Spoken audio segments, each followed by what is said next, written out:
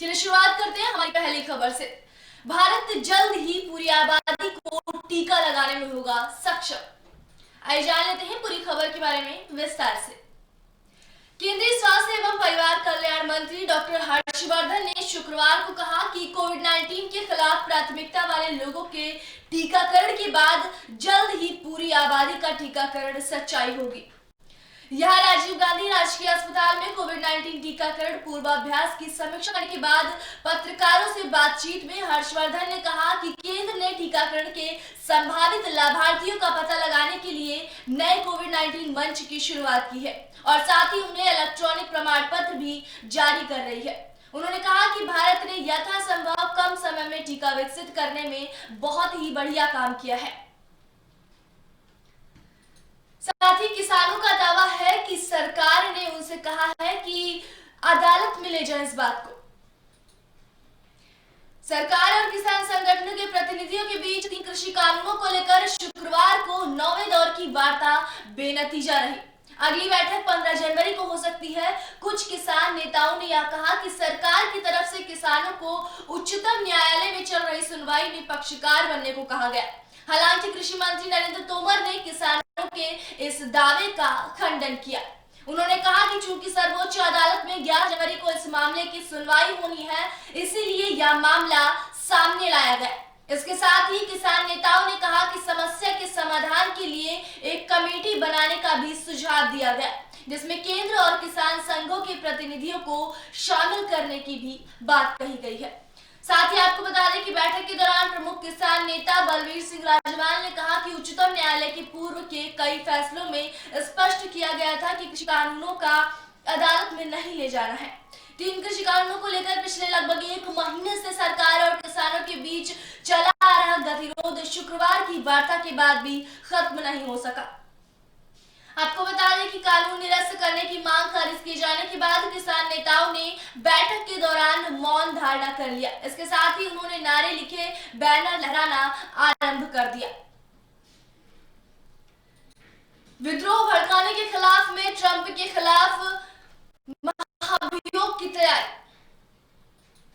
America में democratic और Republican दोनों पार्टियों के सांसद राष्ट्रपति डोनाल्ड ट्रंप को हटाने की मांग कर रहे हैं। प्रतिनिधि सभा की अध्यक्ष नैंसी पेलोसी ने कहा कि अगर ट्रंप को नहीं हटाया गया तो प्रतिनिधि सभा उनके खिलाफ दूसरा महाभियोग प्रस्ताव लाने पर विचार करेगी। डेमोक्रेटिक पार्टी के शीर्ष नेतृत्व ने उपराष्ट्रपति माइक पेंस से अनुरोध किया है कि राष्ट्रपति डोनाल्ड ट्रंप को विद्रोह भड़काने के कारण पद से हटाने के लिए वह अमेरिकी संविधान का 25वां संशोधन लागू करे। बुधवार को हजारों की संख्या में ट्रंप समर्थकों ने कैपिटल पर हिंसक धावा बोल दिया था। वहां के कई सांसद और यहां तक कि ट्रंप के प्रशासन के भी कुछ लोग बुधवार की हिंसा को लेकर चर्चा कर रहे हैं। और पहले तो ट्रंप ने अमेरिकी संसद भवन में अपने समर्थकों के हिंसक हंगामे की निंदा करने से इनकार किया और बाद में इस पर सफाई देते दिखे। वहीं आपको बता दें कि संविधान में 25वां संशोधन उपराष्ट्रपति और मंत्रिमंडल के सदस्यों को बहुमत से राष्ट्रपति पद को हटाने का रास्ता साफ करता है। सदन की अध्यक्ष नैंसी पेलोसी और सीनेट में डेमोक्रेटिक पार्टी के नेता चक शूमर ने अपने संयुक्त बयान में ये कहा। साथ ही आपको बता दें कि अमेरिका की हिंसा में तिरंगा, ऐसा कहना है थरूर व वरुण गांधी का, तो उनके बीच में ट्विटर पर जंग शुरू हो गई है। अमेरिका संसद पर राष्ट्रपति डोनाल्ड ट्रंप के समर्थकों ने हिंसक प्रदर्शन की चीटें भारत के राजनीतिक गलियारे में भी दिखने लगी है। हिंसक प्रदर्शन के दौरान वहां भारत के राष्ट्रीय ध्वज तिरंगा लहराने को लेकर भाजपा सांसद वरुण गांधी और कांग्रेस सांसद शशि थरूर ट्विटर पर भिड़ गए। वरुण गांधी ने झंडा लहराने वाले व्यक्ति के थरूर का दोस्त होने का दावा किया। वहीं आपको बता दें कि अमेरिका के नवनिर्वाचित राष्ट्रपति जो बाइडेन ने वनिता गुप्ता की तारीफ करते हुए कहा कि यह नागरिक अधिकारों की अमेरिका की एक प्रतिष्ठित वकील है और भारतीय प्रवासियों को गौरवान्वित किया है। अमेरिका के कैपिटल में राष्ट्रपति डोनाल्ड ट्रंप के समर्थकों के हंगामे से आहत कैबिनेट की 2 महिला सदस्यों, शिक्षा मंत्री बेट्सी दोवस और परिवहन मंत्री ने इस्तीफा दे दिया। वहीं आपको बता दें आतंकवाद वित्त पोषण मामले में लखवी को 15 साल की सजा दी गई है। मुंबई हमले के मास्टरमाइंड और लश्कर-ए-तैयबा के कमांडर जकी उर रहमान लखवी को आतंकवाद के वित्त पोषण मामले में शुक्रवार को पाकिस्तान की एक आतंकरोधी अदालत ने 15 साल जेल की सजा सुनाई। संयुक्त राष्ट्र द्वारा घोषित आतंकी लखवी को पंजाब प्रांत के आतंकवाद रोधी विभाग ने शनिवार को गिरफ्तार किया था। मुंबई हमले मामले में 2015 से वह जमानत पर था। साथ ही आपको बता दें कि लाहौर की आतंक रोधी अदालत ने सीटीडी द्वारा दर्ज आतंकवाद के वित्त पोषण के मामले में लखवी को आतंक रोधी कानून 1997 की विभिन्न धाराओं के तहत दोषी ठहराते हुए 15 साल जेल की सजा सुनाई। न्यायाधीश एजाज अहमद बख्तर ने लखवी को 3 अपराधों के लिए कुल 15 साल सश्रम कारावास और 3 लाख पाकिस्तानी रुपए का जुर्माना लगाया। जुर्माना नहीं चुकाने पर उसे प्रत्येक अपराध के लिए 6 महीने की और सजा काटनी होगी। सजा काटने के लिए उसे जेल भेज दिया गया है। वहीं आपको बता दें कि सरकार ने कहा है कि आईएएस अधिकारी जनवरी आखिर तक अपनी संपत्ति का ब्यौरा प्रदान कर दे। अखिल भारतीय प्रशासनिक सेवा के अधिकारियों को 31 जनवरी तक अचल संपत्तियों का ब्यौरा देने को कहा गया है। ऐसा नहीं करने पर उनके विरुद्ध अनुशासनात्मक कार्रवाई की जा सकती है। कार्मिक मंत्रालय ने इस संबंध में आदेश जारी किया है। वहीं आपको बता दें कि आदेश में कहा गया है कि नियमानुसार इस सेवा के हर सदस्य को 31 जनवरी तक वार्षिक रिटर्न दाखिल करते हुए संपत्ति का पूरा ब्यौरा देना है। आदेश के अनुसार इस संपत्ति में विरासत में मिली अचल संपत्ति, खरीदी गई या अधिग्रहण की गई या लीज और गिरवी के तौर पर प्राप्त संपत्ति, अपने अलावा परिवार के सदस्य के नाम पर या अन्य व्यक्ति के नाम वाली संपत्ति का ब्यौरा देना होगा। बुधवार को जारी इस आदेश में कहा गया है कि सेवा के सदस्यों के उपरोक्त प्रावधानों पर खरा नहीं उतरने को उनके विरुद्ध अनुशासनात्मक कार्रवाई या अन्य कार्रवाई के लिए पर्याप्त या यथेष्ट कारण माना जाएगा। मंत्रालय ने कहा कि ब्यौरा जमा करने के लिए कार्मिक एवं प्रशिक्षण विभाग ने आईएएस अधिकारियों के संदर्भ में अचल संपत्ति रिटर्न फाइल करने के लिए मॉड्यूल के माध्यम से ऑनलाइन सुविधा शुरू की है। वहीं आपको बता दें कि दिल्ली में मृत मिले 100 कौवे, साथ ही 6 राज्यों में बर्ड फ्लू का अलर्ट जारी कर दिया गया है। देश में बर्ड फ्लू के खतरे के बीच दिल्ली के मयूर विहार फेज 3 सहित अलग अलग इलाकों में पिछले कुछ दिनों में करीब 100 कौवे मृत पाए गए हैं। पशुपालन विभाग के 48 डॉक्टरों का दल जांच में जुट गया है। देश के कई राज्यों में फैले इस बीमारी के मद्देनजर दिल्ली में कौवों की मौत से तनाव पैदा हो गया है। पशुपालन इकाई के अधिकारियों ने शुक्रवार को इलाके से नमूने एकत्रित किए और उन्हें जांच के लिए पंजाब के जालंधर की एक प्रयोगशाला में भेजा है। दूसरी ओर देश में बर्ड फ्लू के बढ़ते मामलों के बीच कुछ हिस्सों से और भी पक्षियों की मौत की खबरें सामने आई हैं। वहीं हरियाणा सरकार पंचकूला की कुछ पोल्ट्री नमूनों के एवियन फ्लू से संक्रमित होने की पुष्टि होने के बाद 1,60,000 से अधिक पक्षियों को मारने की योजना बना रही है। केंद्र सरकार ने कहा कि अब तक केरल, राजस्थान, मध्य प्रदेश, हिमाचल प्रदेश, हरियाणा और गुजरात में बर्ड फ्लू की दस्तक की पुष्टि हुई है। वहीं आपको बता दें H-1B वीजा की प्रक्रिया को अमेरिका ने किया संशोधित। ट्रंप प्रशासन ने शुक्रवार को H-1B वीजा की चयन प्रक्रिया को संशोधित करते हुए इसमें मौजूदा लॉटरी प्रक्रिया की जगह वेतन और कौशल को प्राथमिकता दी है। इस संबंध में एक अधिसूचना संघीय रजिस्टर में प्रकाशित हुई और यह 60 दिनों में लागू होगी। H-1B गैर आव्रजक वीजा है जो अमेरिकी कंपनियों की विशेषज्ञता वाले पदों पर विदेशी पेशेवरों की नियुक्ति की अनुमति देता है। इस वीजा के जरिए अमेरिकी प्रौद्योगिकी कंपनियां हजारों की संख्या में भारत और चीन के पेशेवरों की नियुक्ति करती हैं। साथ ही आपको बता दें H-1B वीजा के लिए आवेदन करने का अगला सत्र 1 अप्रैल से चालू होगा। राष्ट्रपति डोनाल्ड ट्रंप के कार्यकाल में 2 सप्ताह से कम समय बचा है और ऐसे में यह अधिसूचना अमेरिका में प्रवासियों के प्रवेश को रोकने की ताजा कोशिश मानी जा रही है। हालांकि यह कहना जल्दबाजी होगी कि वे संशोधन भारतीय कंपनी को कैसे प्रभावित करेगा, क्योंकि आगामी बाइडेन प्रशासन अधिसूचना की समीक्षा कर सकता है। अभी तक अधिसूचना पर किसी भी कंपनी या व्यावसायिक निकाय की कोई प्रतिक्रिया नहीं आई है। आपको बता दें कि ट्रंप की विदेश नीतियों में प्रवासियों के प्रवेश को रोकने पर खासतौर से ध्यान दिया गया और उन्होंने अपने कार्यकाल के शुरू में ही 7 मुस्लिमों को दिया था। वहीं आपको बता दें कि व्हाट्सएप का एक नया फीचर आया है। व्हाट्सएप को अगर आप 8 फरवरी तक इस फीचर को एक्सेप्ट नहीं करते हैं तो आपका व्हाट्सएप बंद हो जाएगा। सोशल मीडिया ऐप व्हाट्सएप नई निजता नीति लेकर आया है जिसे 8 फरवरी से लागू कर दिया जाएगा। नई नीति की शर्तें न मानने पर उपभोक्ता का खाता बंद कर दिया जाएगा। उपभोक्ताओं को व्हाट्सएप लगातार संदेश भेजकर दबाव बना रहा है कि या तो नई शर्तें मानने पर सहमति जताएं या फिर 8 फरवरी के बाद उनका खाता बंद हो जाएगा।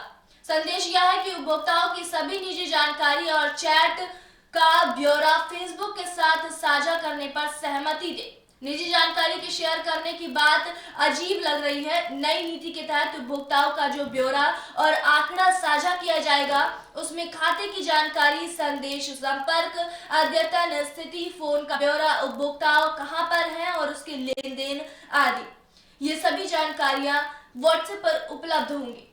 आपको बता दें कि नई शर्तों के मुताबिक व्हाट्सएप आपके एक संदेश पर बारीकी से नजर रखेगा, उसे पढ़ेगा, समझेगा और एक फाइल तैयार करेगा और उसे बांटने के लिए अधिकृत होगा। अब तक व्हाट्सएप कहता आ रहा है कि उसका ऐप पूरी तरह से एंड टू एंड एन्क्रिप्टेड है, यानी कि आपके मैसेज की जानकारी सिर्फ आपकी और प्राप्त करने वाले के पास रहती है। नई शर्तों के मुताबिक अब एंड टू एंड एन्क्रिप्टेड नहीं रह जाएगा। कंपनी आपके मैसेज देखेगी और उसे अपने सर्वर पर स्टोर करेगी। आप किससे सबसे ज्यादा चैट करते हैं, किस ग्रुप में सबसे ज्यादा मैसेज करते हैं, कौन से उत्पाद की फोटो शेयर करते हैं, आपकी लोकेशन क्या है, ऐसे सभी जानकारी व्हाट्सएप के पास होगी। आपके मैसेज के आधार पर फेसबुक और इंस्टाग्राम पर विज्ञापन दिखाए जाएंगे। साथ ही आपको बता दें फेसबुक और अन्य सोशल मीडिया मंचों को देने के लिए व्हाट्सएप अधिकृत होगा। इसके साथ ही कंपनी ने यह भी स्पष्ट कर दिया है कि उपभोक्ता के संपर्कों की जानकारी बांटी जाएगी, न कि उसके संदेशों का ब्यौरा। अगर आप नई नीति को मंजूर नहीं करते हैं तो आपका व्हाट्सएप खाता 8 फरवरी से बंद कर दिया जाएगा। व्हाट्सएप की शर्तों को लेकर आसान भाषा में अभी तक कोई जानकारी उपलब्ध नहीं थी, लेकिन एप्पल के ऐप स्टोर की नई नीति के बाद उसे बताना पड़ा है कि वह उपभोक्ता से कौन कौन सी जानकारियां लेता है। वह उपभोक्ताओं की 16 तरह की जानकारियां लेता है, जिसमें फोन के मॉडल की जानकारी समेत पेमेंट तक की जानकारियां शामिल है। वहीं आपको बता दें अनियमितता का आरोप लगाने वाला विश्व भारती का प्रोफेसर निलंबित कर दिया गया है। विश्व भारती विश्वविद्यालय प्रशासन ने हाल ही में एक सहकर्मी की नियुक्ति में अनियमितता का आरोप लगाने और इसकी शिकायत राष्ट्रपति एवं प्रधानमंत्री से करने वाले प्रोफेसर को निलंबित कर दिया है। विश्वविद्यालय ने बताया कि प्रोफेसर ने अपने आरोप में सहकर्मी के लिए कथित तौर पर अपमानजनक टिप्पणी भी की थी। प्रोफेसर को निलंबित करने का फैसला विश्वविद्यालय की कार्यकारी परिषद की गुरुवार को हुई बैठक में लिया गया।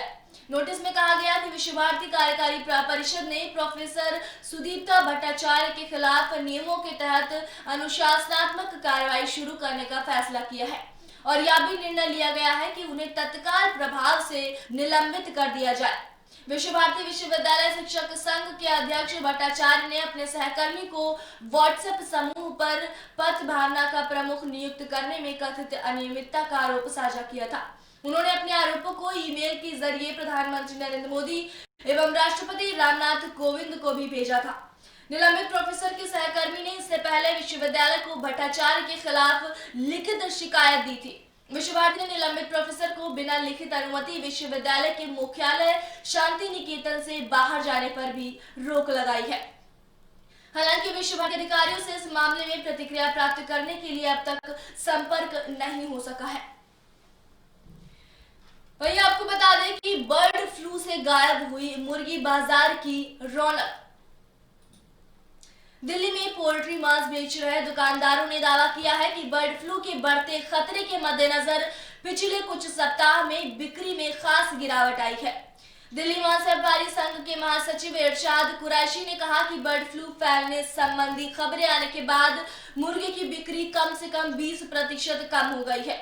उन्होंने कहा कि हम इस बात को समझते हैं कि ग्राहक घबरा जाते हैं और सावधानी के तौर पर मुर्गों की खरीदारी बंद कर देते हैं, लेकिन यह जानना महत्वपूर्ण है कि यदि मांस को अच्छे से पकाया जाए तो स्वास्थ्य को कोई खतरा नहीं होता। कुरैशी ने कहा कि मुर्गी का मांस 200 रुपए प्रति किलोग्राम से गिरकर 150 रुपए प्रति किलोग्राम हो गया है, जो पोल्ट्री किसानों के साथ साथ दुकानदारों का भी नुकसान है। उन्होंने कहा कि बर्ड फ्लू के खतरे का कारोबार पर ऐसे समय में असर पड़ रहा है जब कारोबारी पहले की कोविड-19 के प्रभाव से जूझ रहा है।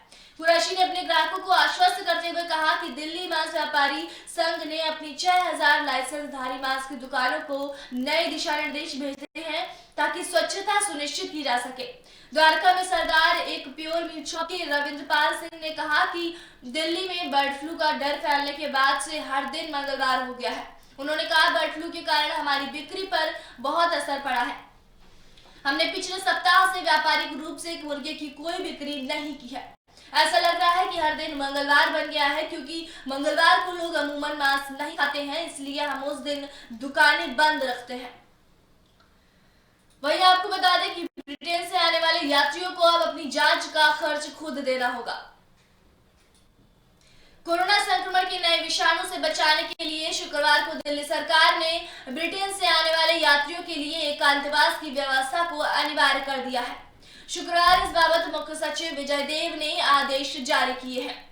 आपको बता दें कि मुख्यमंत्री अरविंद केजरीवाल ने कहा कि दिल्ली वालों को संक्रमण से बचाने के लिए यह महत्वपूर्ण फैसला लिया गया है। अरविंद केजरीवाल ने ट्वीट कर कहा कि जो भी यात्री हवाई यात्रा करके दिल्ली में आएंगे उन्हें एकांतवास की व्यवस्था का पालन करना होगा। जिन लोगों में संक्रमण नहीं पाया जाएगा उन्हें 7 दिन तक एकांतवास में रहना होगा। इसके बाद संबंधित यात्री के लिए घर पर भी 7 दिन का एकांतवास करना होगा।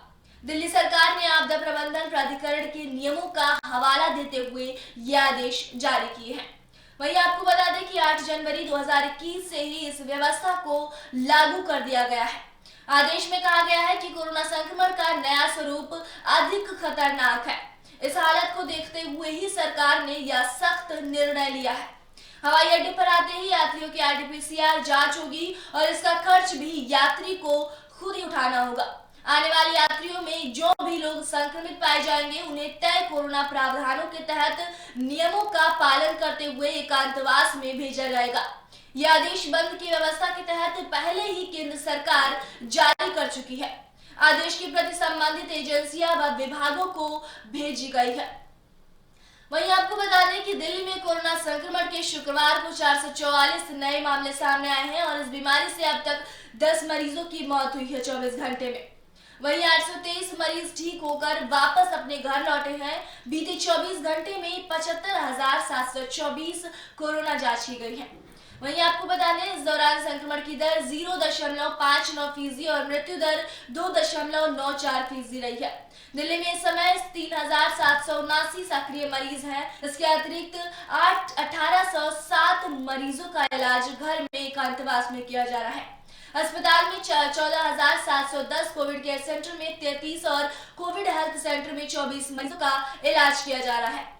वहीं आपको बता दें कि दिल्ली में अब तक 4,86,025 कोरोना संक्रमण की जांच की जा चुकी है। इन जांच में 24 घंटे में 38,839 RT-PCR जांच और 36,885 एंटीजन जांच की गई है। अब दिल्ली में 2,965 सील क्षेत्र है। इस संक्रमण में चपेट में आने वालों में से अब तक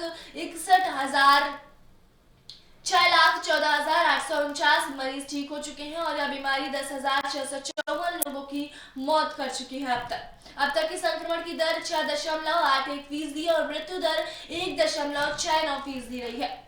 वहीं आपको बता दें कांग्रेस प्रदेश अध्यक्ष चौधरी अनिल कुमार ने शुक्रवार को कहा कि दिल्ली में पेट्रोल डीजल के बढ़े दामों ने घरों का बजट बिगाड़ दिया है। इस महंगाई के लिए कांग्रेस ने केंद्र सरकार व दिल्ली सरकार को दोषी ठहराया है। उन्होंने कहा कि कोरोना काल में दिल्ली में पेट्रोल की दर 62% करों के साथ 84.20 प्रति लीटर अब तक सबसे अधिक हो गए हैं और प्रति लीटर डीजल के दाम 74.38 रुपए के हो गए हैं। अक्टूबर 2018 में भी पेट्रोल के दाम 84 रुपए पर पहुंच गए थे। उन्होंने कहा कि केंद्र सरकार पेट्रोल पर एक्साइज ड्यूटी के रूप में 119 पेट्रोल के आधार मूल्य पर 32.98 रुपए वसूली की है, जबकि दिल्ली सरकार वेंट के रूप में 70% पेट्रोल के आधार मूल्य पर 19 रुपए वसूलती रही है। वहीं आपको बता दें कि देश के कई राज्यों में बारिश के साथ तापमान में गिरावट भी दर्ज की गई है। दिल्ली सहित देश के कई राज्यों में शुक्रवार को बारिश के साथ ही न्यूनतम तापमान में गिरावट दर्ज की गई। दिल्ली का तापमान घटकर शुक्रवार को 9.6 डिग्री सेल्सियस पर आ गया है। एक दिन पहले यहाँ न्यूनतम तापमान बढ़कर 14.4 डिग्री सेल्सियस पहुंच गया था। वहीं हरियाणा, पंजाब सहित देश के तमाम हिस्सों में शीतलहर की स्थिति बन गई है। भारत मौसम विज्ञान विभाग ने यह जानकारी दी। विभाग के उत्तर क्षेत्रीय अधिकारी कुलदीप श्रीवास्तव ने बताया कि राष्ट्रीय राजधानी में बादल छाए रहने के कारण न्यूनतम तापमान में तेज गिरावट नहीं आ रही है। उन्होंने बताया कि सफदरगंज वेधशाला में न्यूनतम तापमान 9.6 डिग्री सेल्सियस दर्ज किया गया। गुरुवार को यह 14.4 डिग्री सेल्सियस था। गुरुवार को यहाँ न्यूनतम तापमान 14.4 डिग्री सेल्सियस दर्ज किया गया था, जो पिछले 4 साल में जनवरी माह के लिए अधिकतम था। लेकिन शुक्रवार शाम को पश्चिमी विक्षोभ के कारण दिल्ली, नोएडा सहित एनसीआर व हरियाणा, मध्य प्रदेश में भी बारिश दर्ज की गई। बादल दिन भर छाए रहे। वहीं श्रीनगर जम्मू राष्ट्रीय राजमार्ग पर फंसे वाहनों को शुक्रवार को बर्फ और मलबा हटाए जाने के बाद अपने गंतव्य की ओर जाने की अनुमति दे दी गई है। भारी बर्फबारी के चलते राजमार्ग पर 5 दिन से यातायात बंद था। अधिकारियों ने यह जानकारी दी। हालांकि उन्होंने कहा कि पूरी घाटी के मौसम में सुधार हुआ है, फिर भी कश्मीर को देश के शेष भाग से जोड़ने वाले इस एकमात्र राजमार्ग पर फंसे हुए वाहनों के अलावा दूसरे वाहनों की आवाजाही की अनुमति नहीं दी गई है। साथ ही आपको बता दें, भारी बर्फबारी के चलते 260 किलोमीटर लंबे इस राजमार्ग पर बर्फ जमा हो गई थी। इसके अलावा भूस्खलन और पत्थर गिरने के कारण राजमार्ग को रविवार को बंद कर दिया गया था। एक अधिकारी ने कहा कि हल्के वाहनों को आने जाने की अनुमति देने के बाद जरूरी सामानों और ईंधन व गैस टैंकरों को श्रीनगर की ओर जाने की अनुमति दी जाएगी। अधिकारियों ने बताया कि एक और पश्चिमी विक्षोभ के कारण शुक्रवार को भी शहर में बारिश हुई है। आसमान में बादल छाए रहे, ऊपरी हिस्सों में बर्फबारी भी होने के आसार हैं।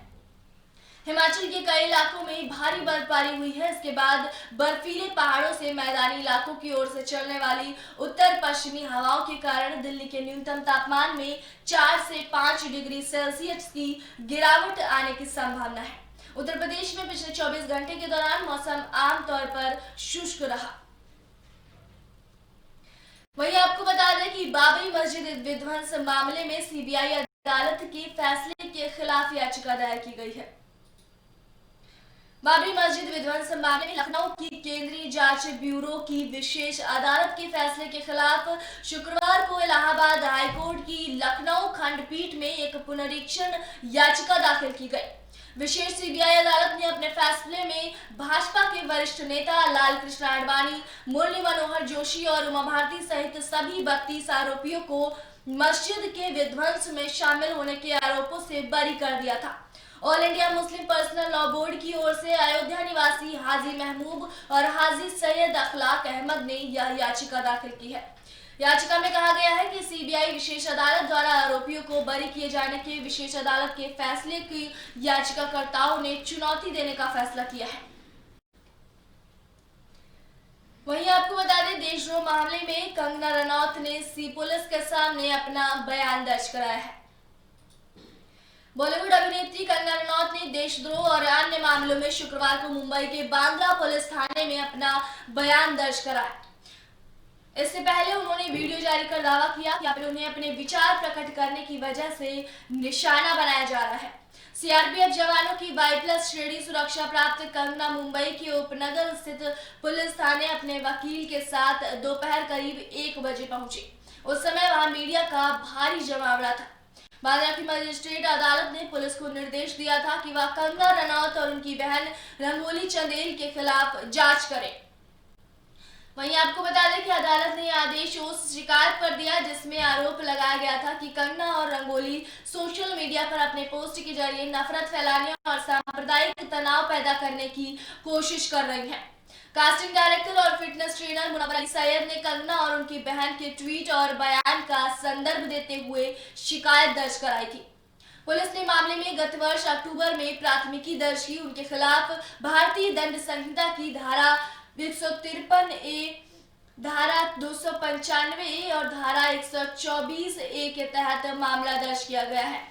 पुलिस थाने जाने से पहले कंगना रनौत ने ट्विटर पर एक वीडियो साझा किया था, जिसमें उन्होंने दावा किया कि देशहित के मुद्दों पर अपनी राय रखने की वजह से उन्हें निशाना बनाया जा रहा है। उन्होंने दोपहर करीब 1:30 बजे ट्विटर पर पोस्ट 1 मिनट के वीडियो में कहा कि मेरा घर गैरकानूनी तरीके से तोड़ दिया गया। जब मैं किसानों के हित की बात करती हूँ तो मेरे खिलाफ लगभग रोज मामले दर्ज किए जा रहे हैं। उदाहरण के लिए मेरे खिलाफ इसलिए मामला दर्ज किया गया क्योंकि मैंने हंसा था। वीडियो का शीर्षक है, क्यों मुझे मानसिक, भावनात्मक और शारीरिक रूप से प्रताड़ित किया जा रहा है। मुझे इस देश के उत्तर चाहिए। मैं आपके लिए खड़ी हुई और अब उस समय आपके खड़े होने का है। कंगना रनौत ने कहा कि मेरी बहन के खिलाफ इसलिए मामला दर्ज किया गया क्योंकि कोरोना विषाणु की महामारी के शुरुआती दिनों के दौरान डॉक्टरों पर हुए हमलों के खिलाफ उन्होंने आवाज उठाई। उन्होंने कहा यहाँ तक कि मेरा नाम भी मामले में जोड़ दिया गया, जबकि उस समय मैं ट्विटर पर थी भी नहीं।